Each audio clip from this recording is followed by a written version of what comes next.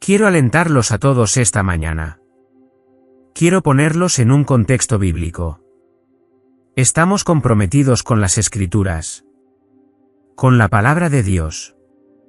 Y quiero hablar desde la Biblia, como siempre lo hacemos, y quizás darles una perspectiva sobre lo que hacen que tal vez no hayan tenido antes. Pero tenemos que comenzar con la realidad, y esa realidad es esta: la Biblia es inequívocamente clara sobre la naturaleza humana. No hay duda de que todas las personas son pecadoras. No son tan malas como podrían ser. No son tan malas como las demás.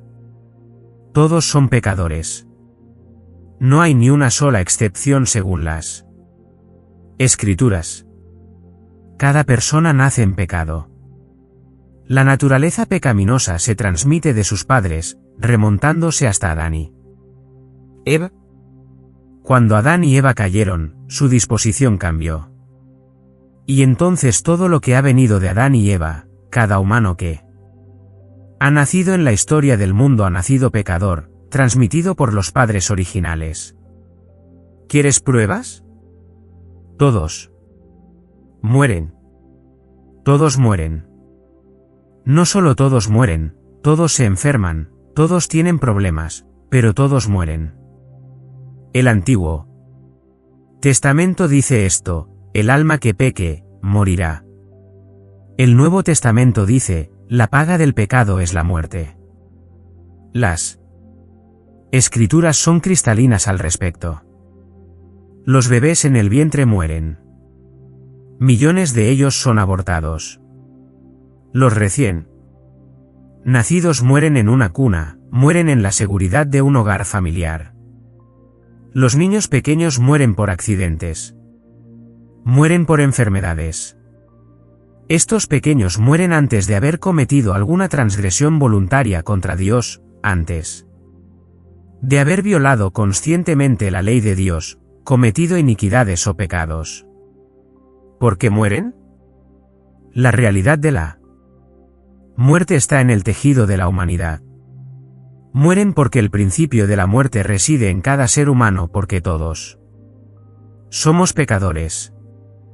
Morimos, todos nosotros, porque hemos heredado la naturaleza pecaminosa universal de padres pecadores. Y puede producir muerte incluso antes del pecado consciente. La realidad del pecado universal es atestiguada por la muerte universal. Todos morimos. El mundo avanza, todos vemos eso. Estamos viviendo en una increíble explosión de tecnología, como nunca se imaginó, quizás incluso hace 50 años. El mundo avanza científica, tecnológica, intelectual, educativa y materialmente. Pero todo ese avance no cancela la muerte y no supera la enorme fuerza del pecado en cada corazón humano. De hecho, cuanto más avanzamos, más armas tienen los pecadores, y más devastadoras se vuelven esas armas. Más y más formas de expresar la corrupción pecaminosa están disponibles. La fuerza más mortal del mundo no es la naturaleza, no son los vientos, no son las lluvias, no son los terremotos. La fuerza peligrosa no son los animales, la selva. La fuerza más peligrosa y mortal son los humanos. Pueden tramar el mal. Pueden idear daño. No son como los animales que matan porque están diseñados para matar, así funciona la cadena alimenticia. Los humanos están diseñados para dar vida, pero son increíblemente astutos para crear muerte. La Biblia dice que todos han pecado. Todos han pecado. De hecho, si regresas al principio en el libro de Génesis, lees esto: ahora el Señor vio que la maldad del hombre era grande en la tierra, y que cada intención de los pensamientos de su corazón era solo maldad continuamente. La tierra estaba corrupta, porque toda carne había corrompido su camino en la tierra y la tierra estaba llena de violencia. Tenemos la creación de Adán y Eva en los capítulos 1 y 2, y para cuando llegamos al capítulo 6, todo lo que hay en el mundo es corrupción. Dios envía un diluvio universal, ahoga a la raza humana, deja a 8 personas y comienzan de nuevo. Más corrupción. De hecho, el profeta Jeremías describe el corazón humano así: el corazón es más engañoso que todas las cosas y es desesperadamente malvado. Y yo, el Señor, examino el corazón. Dios está diciendo, es malvado y lo sé. Lo veo. Algunas personas dicen, bueno, no, las personas son básicamente buenas. Es el ambiente lo que las lleva a hacer cosas malas. Bueno, escucha las palabras de Jesús. Jesús, por cierto, como Dios fue el creador y él conoce su creación. Esto es lo que él dijo: aquello que procede del hombre, eso es lo que contamina al hombre. Porque desde dentro del corazón del hombre proceden los malos pensamientos, actos de inmoralidad sexual, robos, maldades, asesinatos, adulterios, actos de codicia y maldad, así como el engaño, la libertinaje, la envidia, la calumnia, el orgullo y la necedad.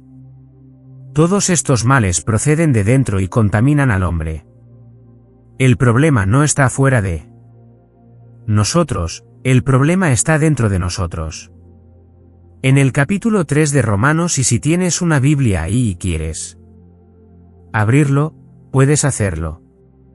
En Romanos capítulo 3, el apóstol Pablo está escribiendo y resume lo que las escrituras del Antiguo Testamento dicen sobre el hombre y el pecado.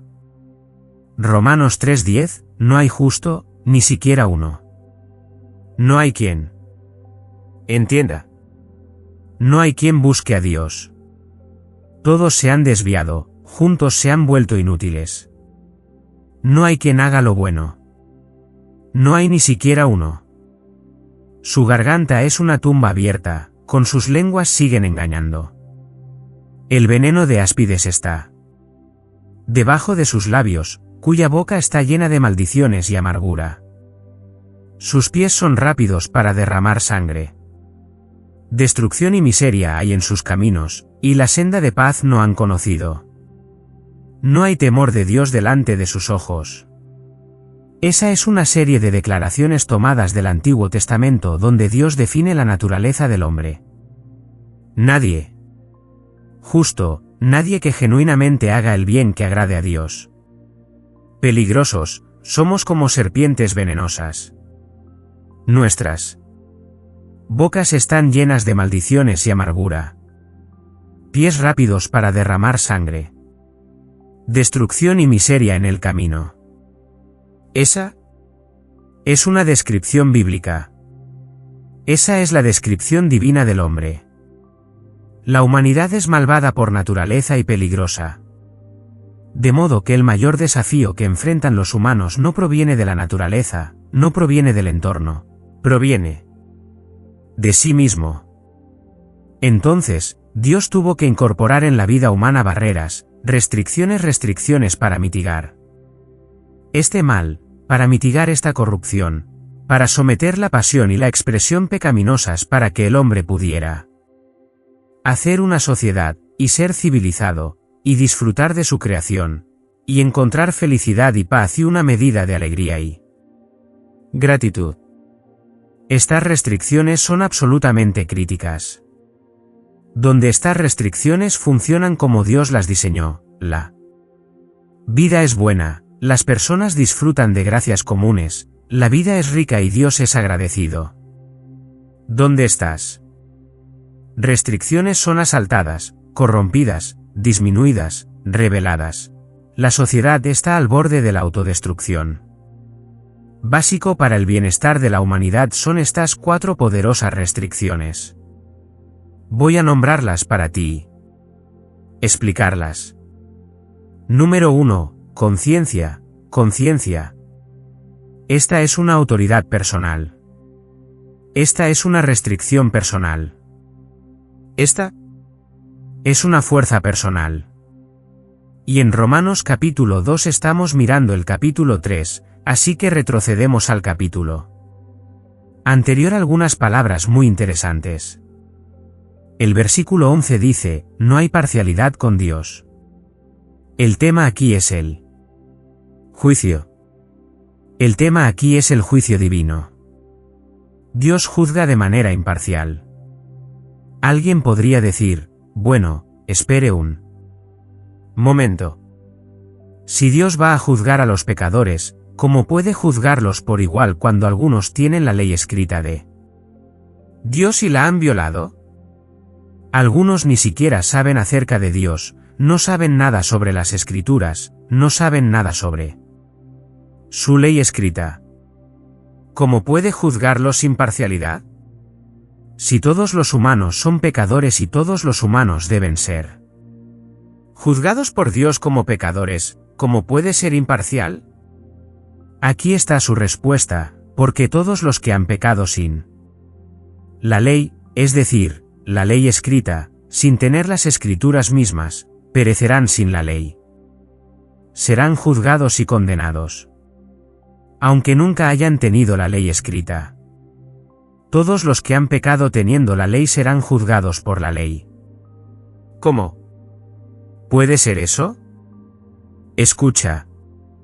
Porque cuando las naciones que no tienen la ley escrita hacen instintivamente las cosas de la ley, estos no teniendo la ley escrita son una ley para sí mismos. Muestran la ley escrita en sus corazones. Esa es una declaración muy importante. Cada ser humano tiene un sexto sentido. Sé que has oído eso. Esa es una especie de noción clarividente en nuestra cultura. Pero me gustaría ofrecer un sexto sentido legítimo que pueda igualar a los otros 5. Y no es una especie de percepción trascendental para que puedas escuchar a los muertos hablar. ¿Vale? Cuando hablo de un sexto sentido, estoy hablando de uno que se indica aquí en este pasaje. Cada ser humano tiene la ley de Dios escrita en el corazón. Cada ser humano llega a este mundo sabiendo la diferencia entre lo correcto y lo incorrecto. ¿Recuerdas? Cuando Adán y Eva estaban en el jardín y Satanás se acercó y dijo, adelante, come. Dios había dicho, no comas del árbol del conocimiento o sabrás lo correcto y lo incorrecto. Bueno, desobedecieron, comieron. Y Génesis 3:22 dice que sabían lo correcto de lo incorrecto. Tan seguramente como Adán y Eva transmitieron su pecaminosidad a cada generación, también transmitieron la ley innata de Dios. Así como dieron los 5 sentidos normales a sus hijos y, posteriormente a todos los seres humanos, también transmitieron el conocimiento de lo correcto y lo incorrecto. Esto está incrustado en lo que significa ser humano. Todos saben lo correcto de lo incorrecto. La moralidad divina se revela en el corazón. Algunas personas, los judíos principalmente, y otros que tienen las Escrituras, pero aquí se hace referencia a los judíos a quienes se les dieron las Escrituras del Antiguo Testamento. Tienen la ley de Dios escrita. Pero ¿qué pasa con aquellos que no? Tienen la ley de Dios en sus corazones hasta el grado de que saben lo correcto de lo incorrecto. Esto es suficiente para que Dios haga un juicio. De hecho, en Romanos 1, versículo 20, dice, es tan suficiente que cuando son juzgados por su inmoralidad y juzgados por su ilegalidad, están sin excusa. No tienen excusa. ¿Excusa? No tienen excusa. Estoy seguro de que esto se manifiesta en la simple realidad en la vida de que cuántas personas conocen el Código Penal. Muy pocas personas podrían llegar a tener algún tipo de conocimiento innato del Código Penal. Pero, chico, ya sea que sepan algo del Código Penal o no, ya sea que vengan de otro país y otra nación, ya sea Que sean completamente ajenos a la cultura estadounidense, saben lo correcto de lo incorrecto. La ley está escrita. Instintivamente. Esa es la palabra aquí. La ley está escrita en sus corazones. Instintivamente, hacen las cosas escritas. En la ley. Esa es la realidad universal. Los animales no tienen ley, los animales no tienen moralidad, no tienen autoconciencia, por lo que no sienten culpa. Hacen lo que se supone que deben hacer los animales.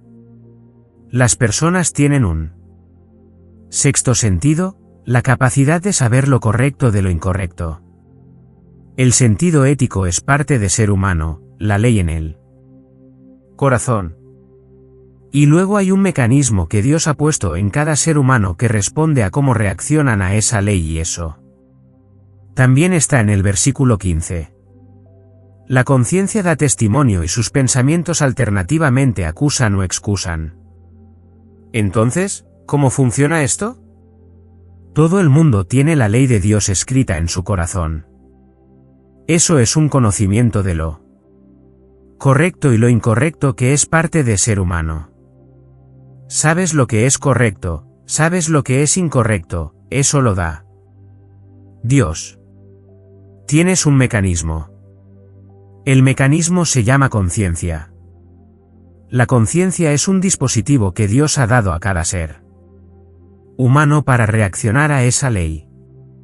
Cuando violas esa ley en el corazón, te acusa tu conciencia. Todos hablamos de eso. Alguien tenía una conciencia culpable.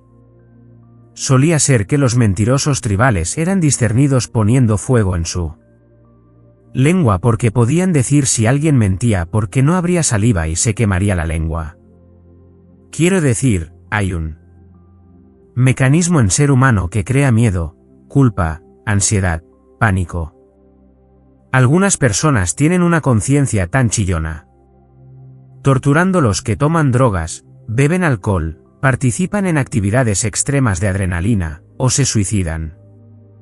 La conciencia está ahí. La palabra griega para conciencia simplemente significa autoconocimiento. Esa autoconciencia, ¿qué es? Solo humana, ninguna otra creación la tiene.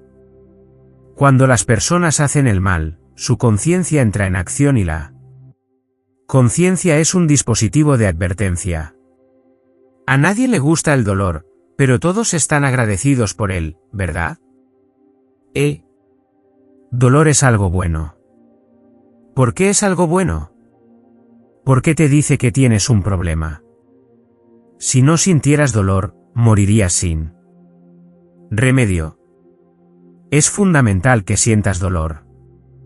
Eso es un regalo de Dios. El dolor es un regalo de Dios. Te dice que tienes que dejar de hacer lo que estás haciendo. Tienes que obtener ayuda. Tienes que remediar algo. La conciencia es dolor en el área moral. La conciencia te grita, detente. Estás yendo por un camino muy peligroso. Detente. Necesitas ayuda. No continúes este comportamiento. Es un regalo de Dios. Es un regalo de restricción.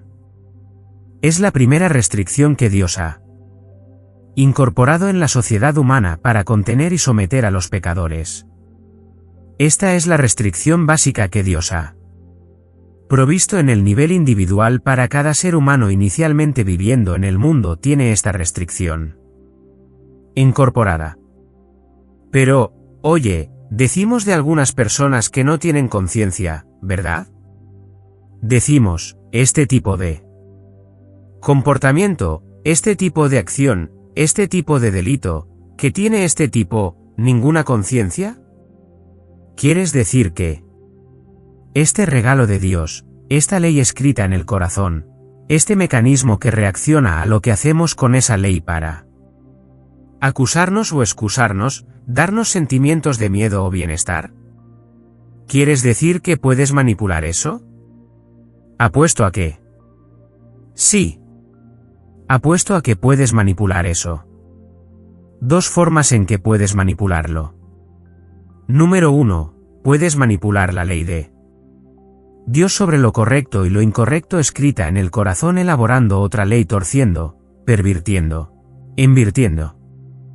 Como dice el Antiguo Testamento, cambiando lo dulce por amargo y lo amargo por dulce, la luz por oscuridad y la oscuridad por luz, lo bueno por lo malo y lo malo por lo bueno. Puedes simplemente invertir la moralidad. Puedes crear una nueva moralidad. Puedes crear una nueva moralidad y entonces lo que sucede es que la conciencia está inmediatamente confundida, porque a medida que esa formación continúa, y escúchame, continúa en la cultura, continúa en los sistemas educativos, domina la cultura pop y está informando a millones de jóvenes que están creciendo con una moralidad retorcida que está en contra de la moralidad que Dios ha puesto en su corazón. Y hay un cambio en curso. Y lo que sucede es que la conciencia es solo un mecanismo que responde a tu sistema de creencias.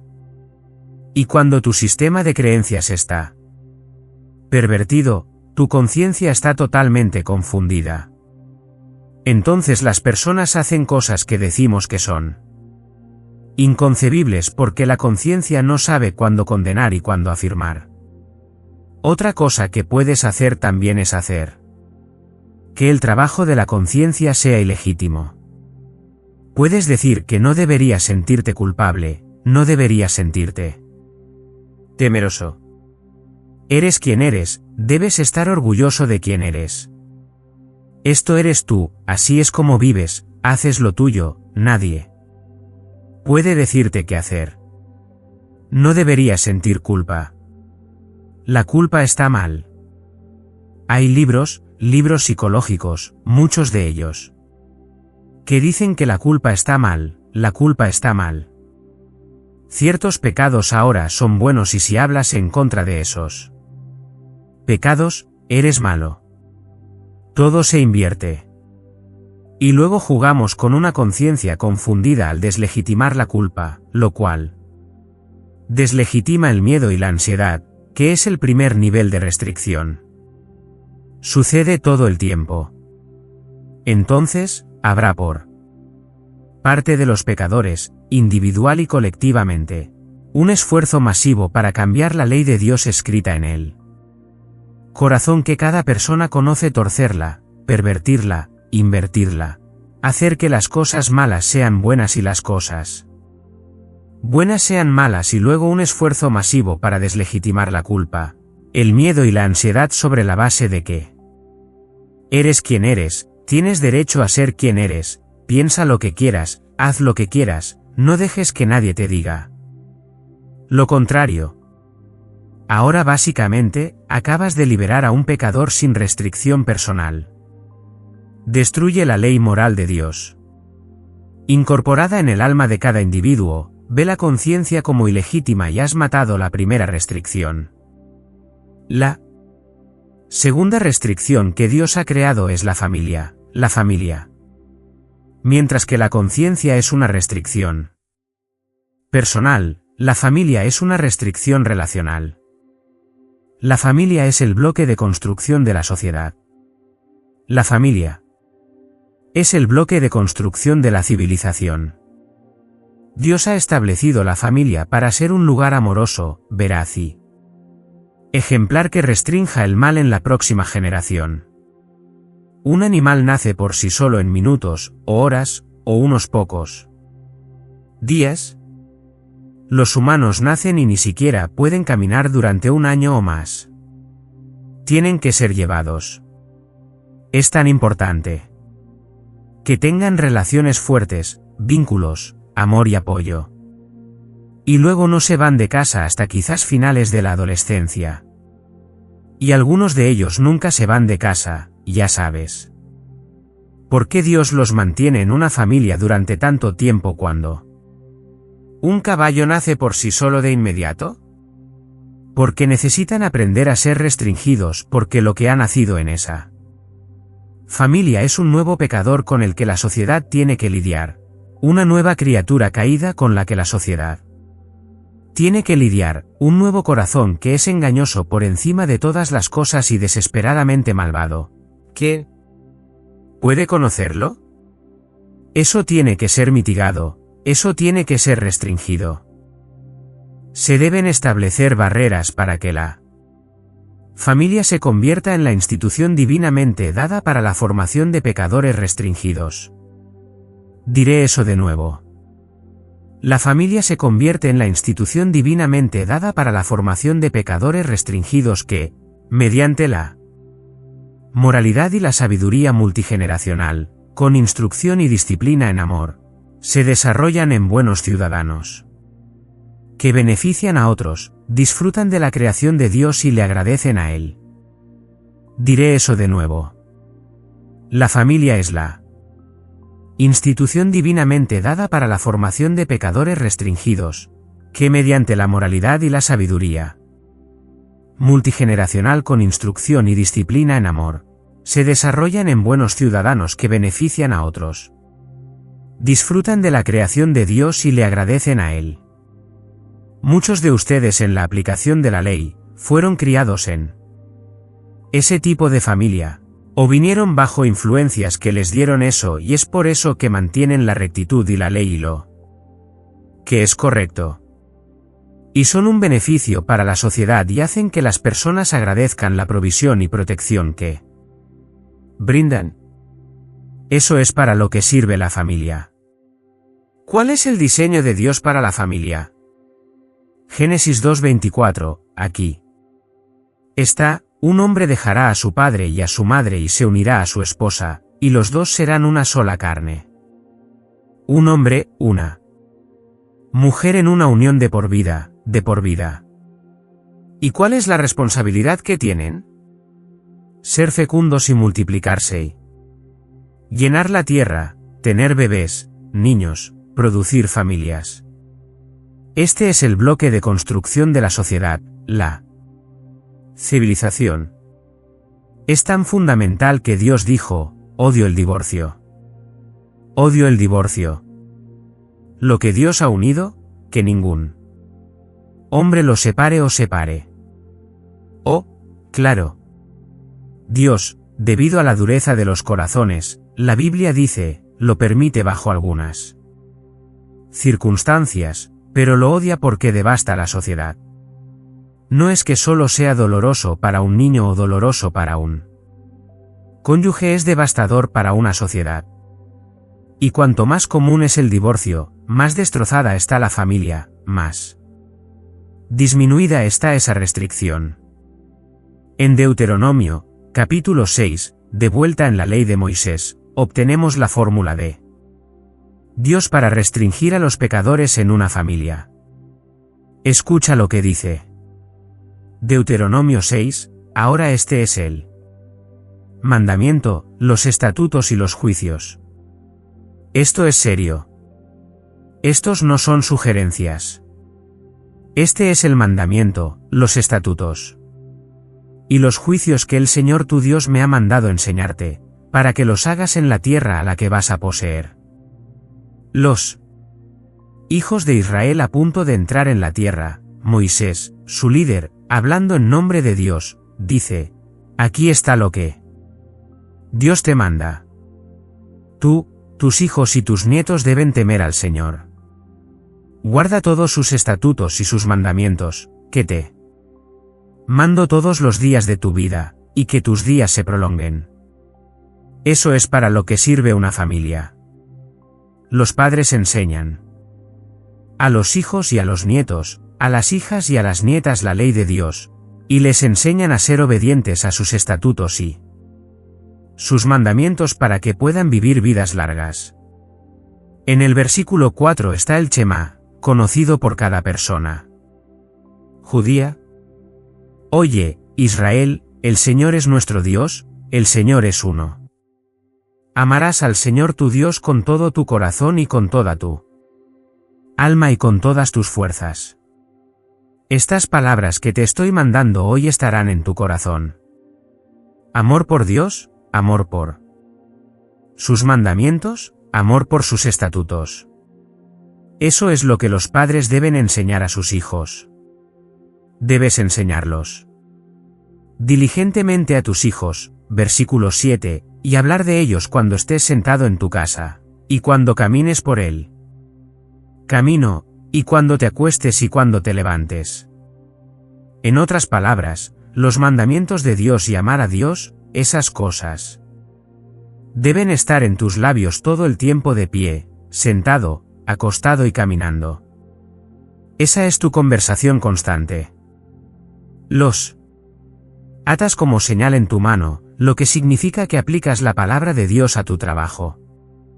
Y serán como frontales en tu frente. Aplicas la palabra de Dios a tu pensamiento. Entonces es lo que dices, es lo que haces, es lo que piensas. Y.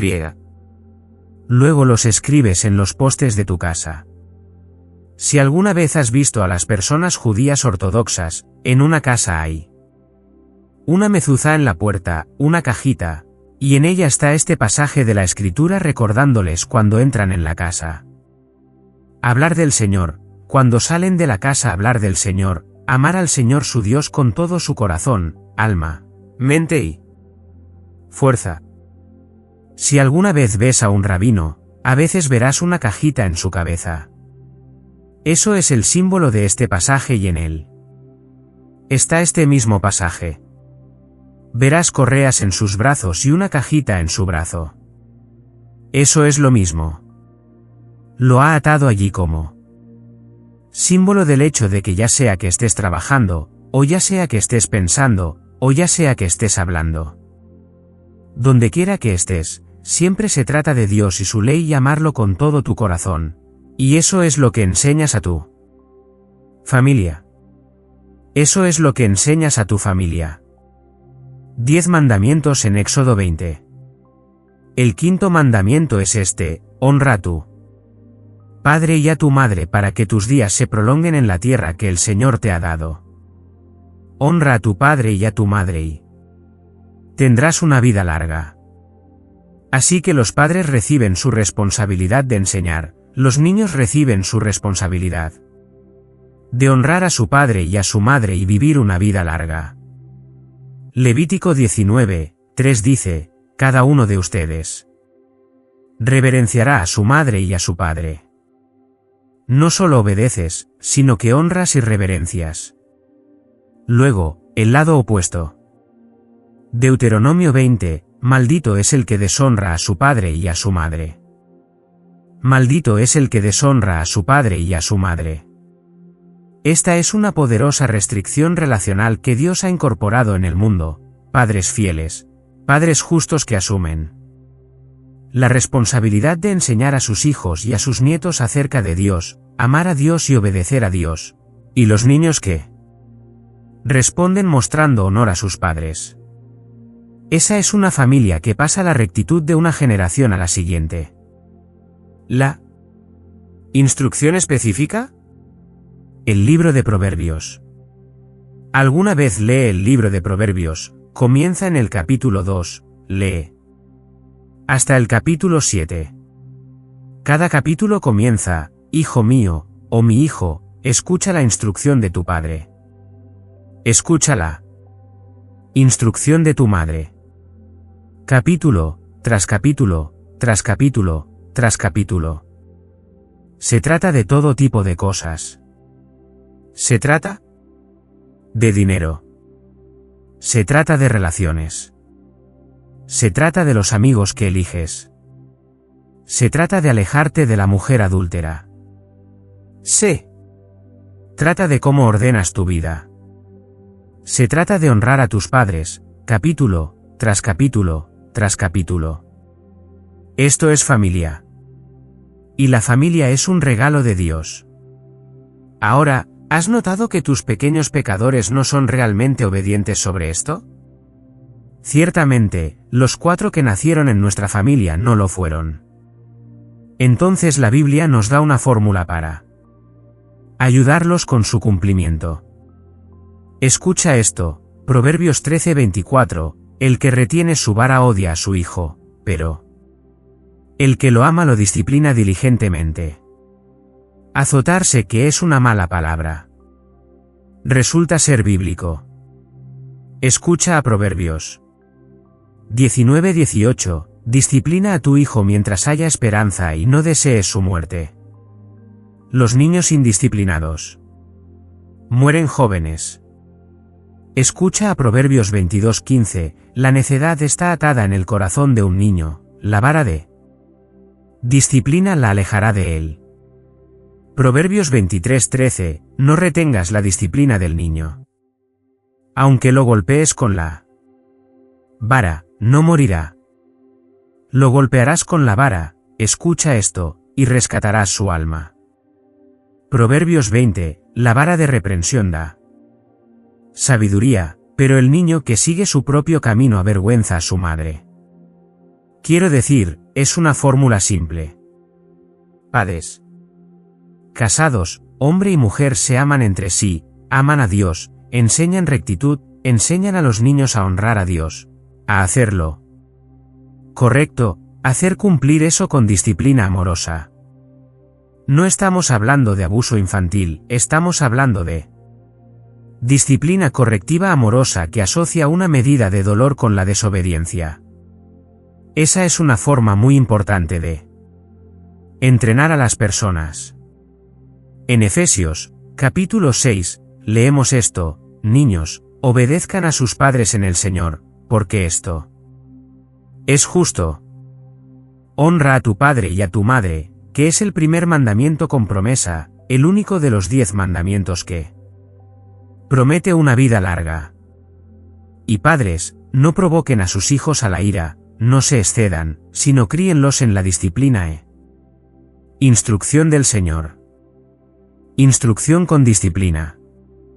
Tenemos una cultura juvenil indisciplinada y abiertamente rebelde que está completamente alienada de las familias, que es el producto de todo tipo de familias destrozadas, rotas o no familias, que usan violaciones del 5º mandamiento como una insignia de honor.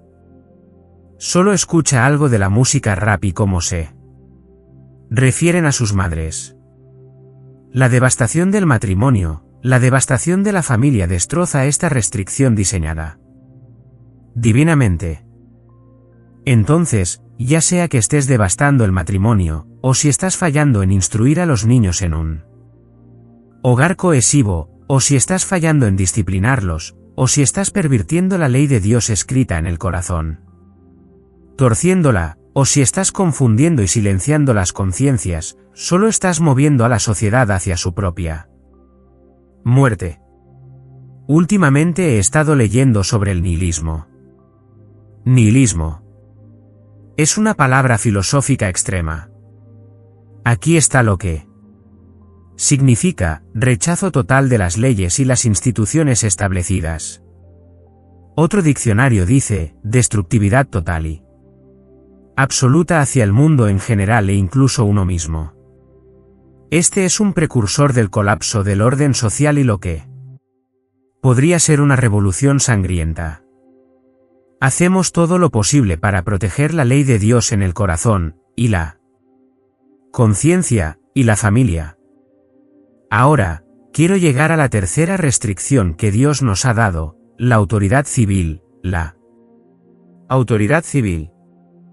Y aquí es donde entran todos ustedes. Esta es una restricción social.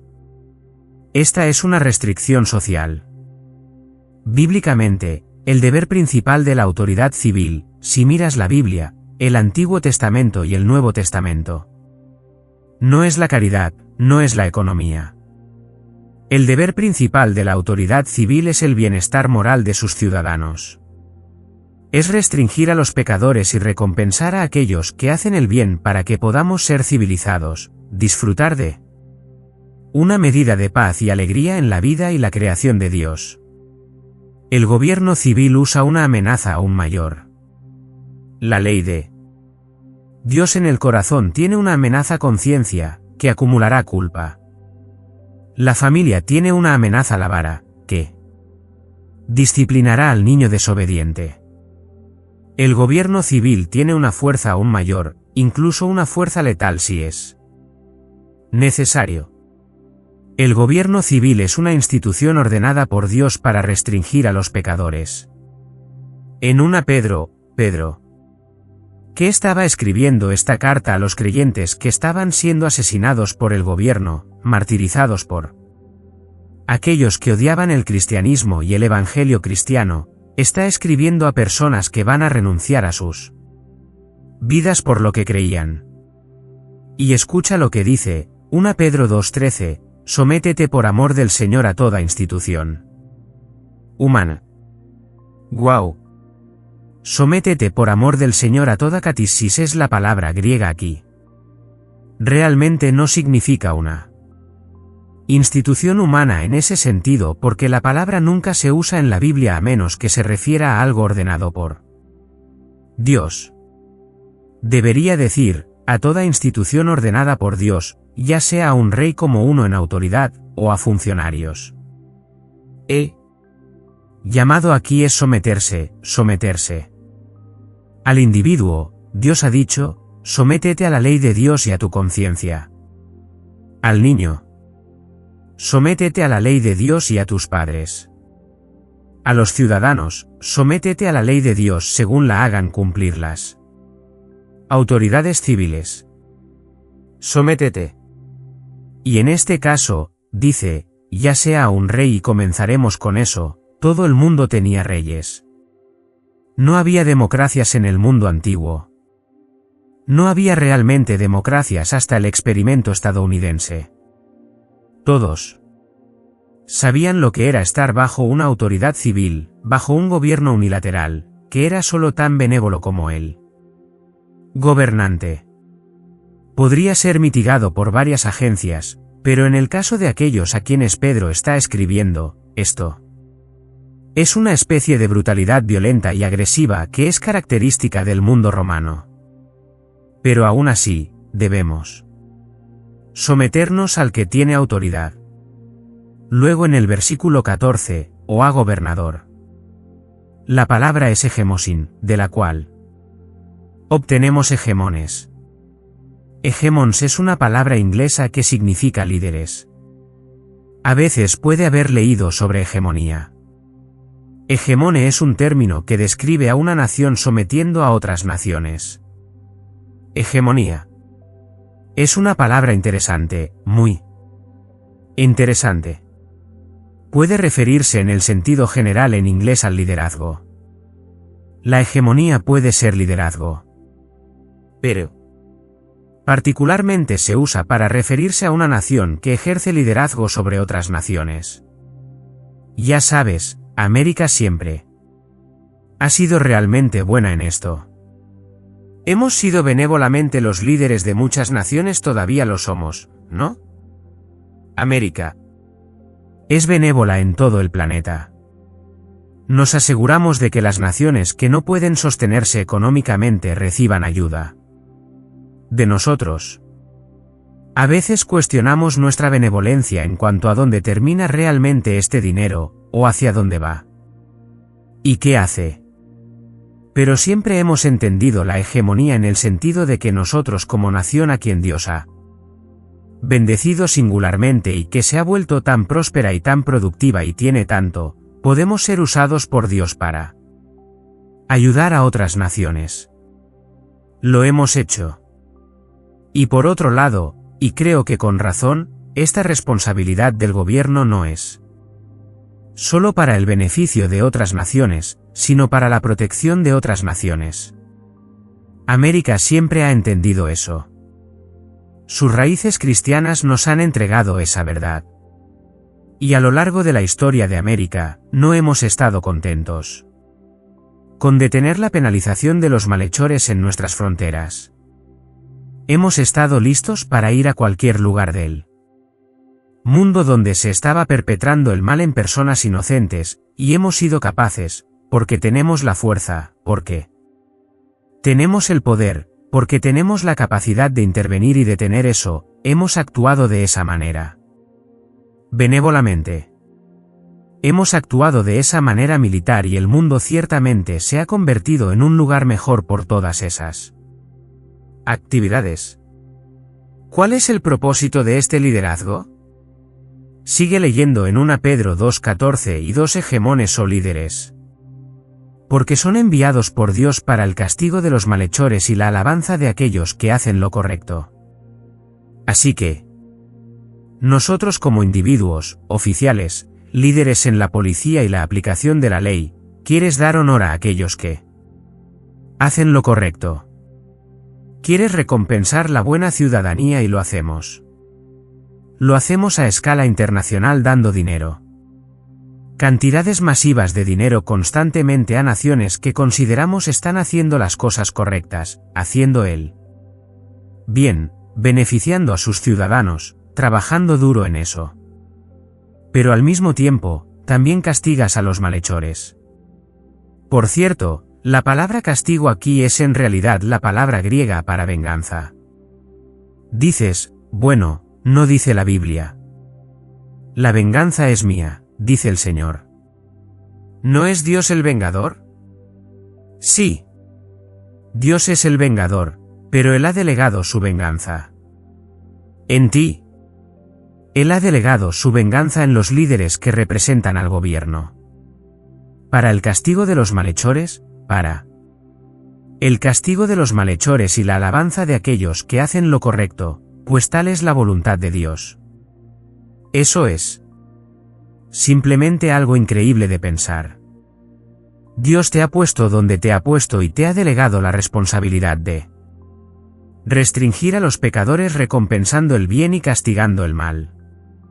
Dios ha hecho lo mismo con el ejército y eso ha ocurrido a nivel mundial. Iría tan lejos como para decir que incluso un policía local que supiera que podría detener un crimen y no lo hiciera fallaría en su deber, lo sabes. Un departamento de policía que supiera sobre un crimen y no trabajara para detenerlo fallaría en hacer su deber. Y llegaría tan lejos como para decir que una nación que sepa sobre un crimen mortal y no haga lo que puede ha eludido su deber. A aquel que sabe hacer lo correcto, la Biblia dice, y no lo hace, para él es pecado. Y esta sumisión al gobierno es universal porque el mandamiento dice, sométense a toda institución humana. Y recuerda ahora, en el momento en que Pedro escribió esto, estos creyentes estaban siendo acusados de rebelión contra Roma. Estaban siendo acusados de ateísmo porque no adoraban a César. Estaban siendo acusados de canibalismo debido a la mesa del Señor, que la gente tergiversaba. Estaban siendo acusados de inmoralidad, de incesto, de dañar el comercio, de destruir hogares porque alguien venía a Cristo y la otra persona no, y sería un matrimonio difícil. Estaban siendo acusados de odiar al mundo, de ser desleales a César. Incluso estaban siendo acusados de liderar una rebelión de esclavos. Nada de eso era cierto, todo eran mentiras. Pero fueron martirizados por esas acusaciones. Sin embargo, Pedro dice, sométete. ¿Por qué? Porque Dios ha puesto el gobierno civil, incluso con sus fallas e incluso cuando se tuerce, en su lugar para restringir el mal. No va a ser perfecto, pero nos sometemos. Dios lo ha diseñado. Mantiene segura a la sociedad. Creo que, incluso mirando hacia atrás históricamente, tenemos que preguntarnos cuándo hemos ayudado y fomentado cualquier tipo de revolución en cualquier lugar del mundo o cualquier tipo de movimiento antijurídico incluso en nuestro propio país, cualquier tipo de rebelión, si el resultado es alguna vez mejor. Aquellos que tienen el poder de restringir el mal deben hacerlo y Dios ha dado ese poder a las autoridades civiles. Romanos 13, y eso fue todo como una introducción. Quiero mirar solo un minuto a Romanos 13.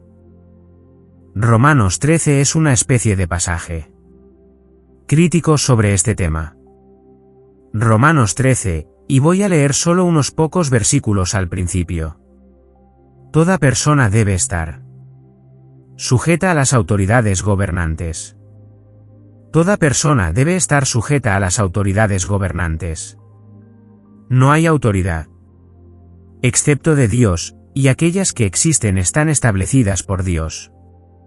Por lo tanto, cualquiera que resista la autoridad se ha opuesto a la ordenanza de Dios, y los que se han opuesto recibirán condenación sobre sí mismos. Porque los gobernantes no son causa de temor por el buen comportamiento, sino por el malo. ¿Quieres no tener miedo de la autoridad? Haz lo que es bueno y tendrás alabanza de la misma. Porque ella, la autoridad civil, es un ministro de Dios para ti para el bien. Pero si haces lo que es malo, ten miedo porque no lleva la espada por nada, porque es un ministro de Dios, un vengador que trae ira sobre aquel que practica el mal. Por lo tanto, es necesario estar sujeto, no solo por causa de la ira, sino también por causa de la conciencia.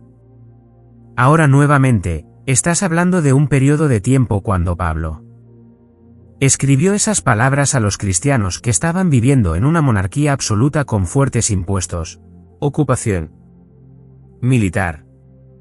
Había 60,000,000 esclavos.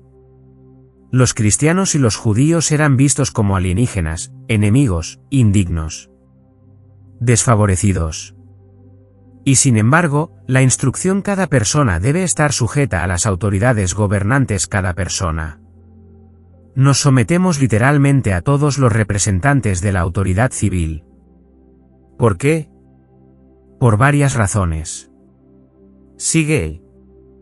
Razonamiento.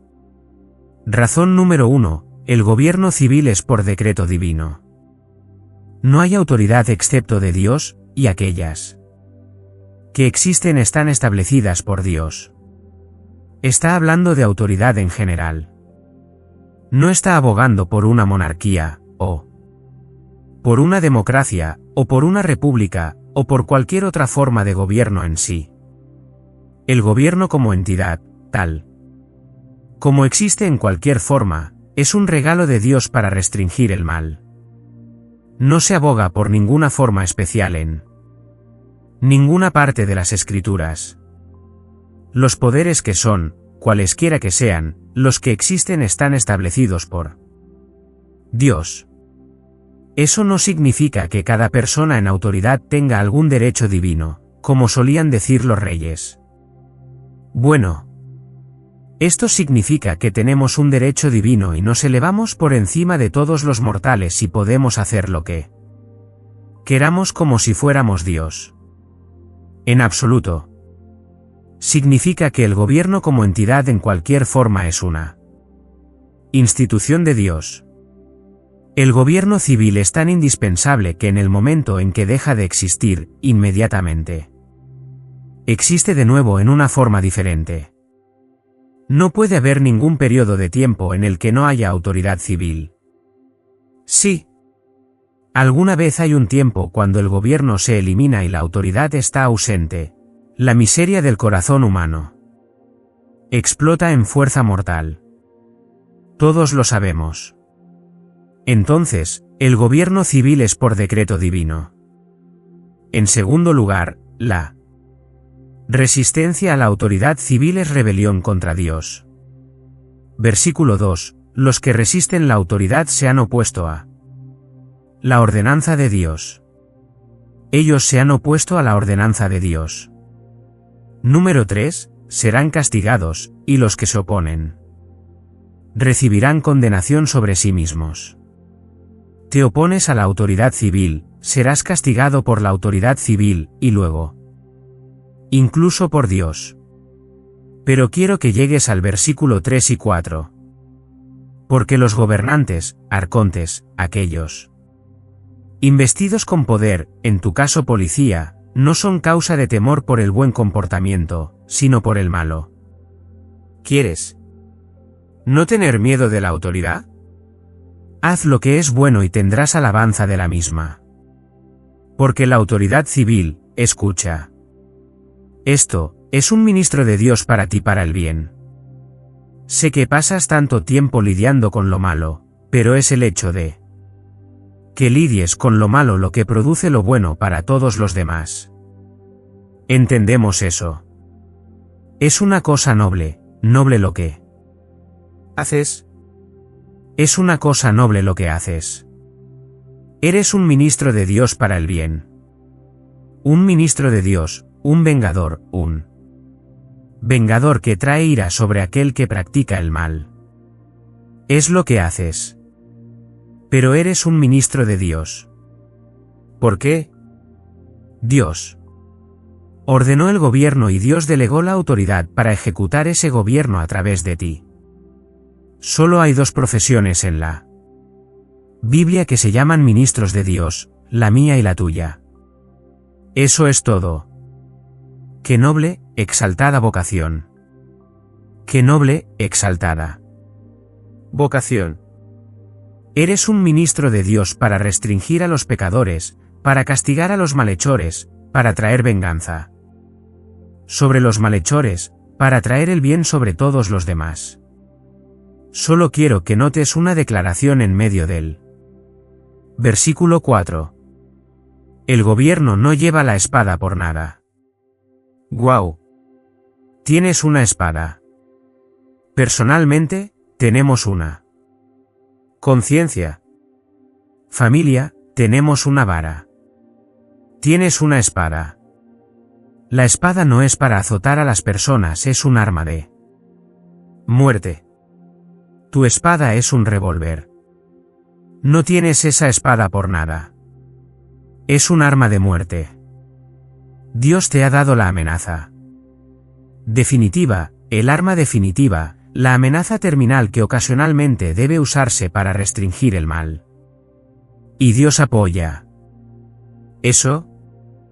Génesis 9, 6, Dios dijo esto: quien derrame sangre humana, por hombre será su sangre derramada. Pena capital. Tú quitas una vida hecha a imagen de Dios, das tu vida. Cuando Pedro agarró una espada y quiso defender a Jesús, él dijo: guarda tu espada. Si vives por la espada, morirás por la espada. Estaba afirmando la pena de muerte. Si haces eso, si le quitas la vida a alguien, Pedro, tendrás que dar la tuya. Esta es la restricción definitiva. Este es el papel de la policía en el sistema de justicia. Son ministros de Dios para el bien que llevan la amenaza terminal, la amenaza terminal. Lo vemos extendido globalmente en el ejército. A veces llega a esto. A veces llega a esto.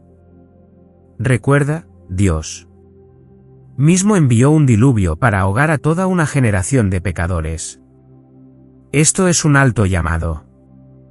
No necesitamos temerte. Te honramos.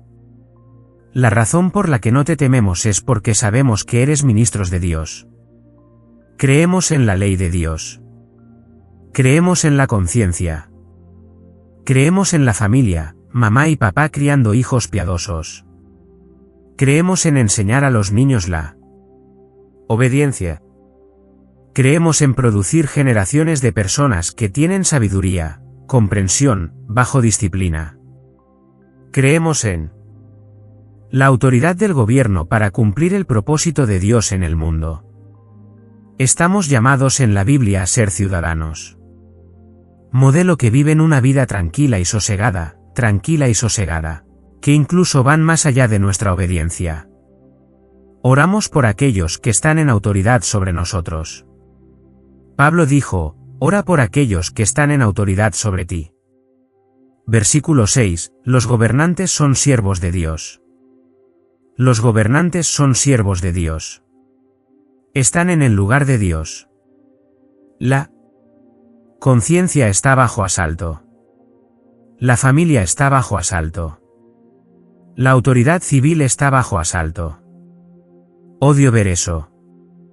Odio ver eso. Estás sirviendo a Dios.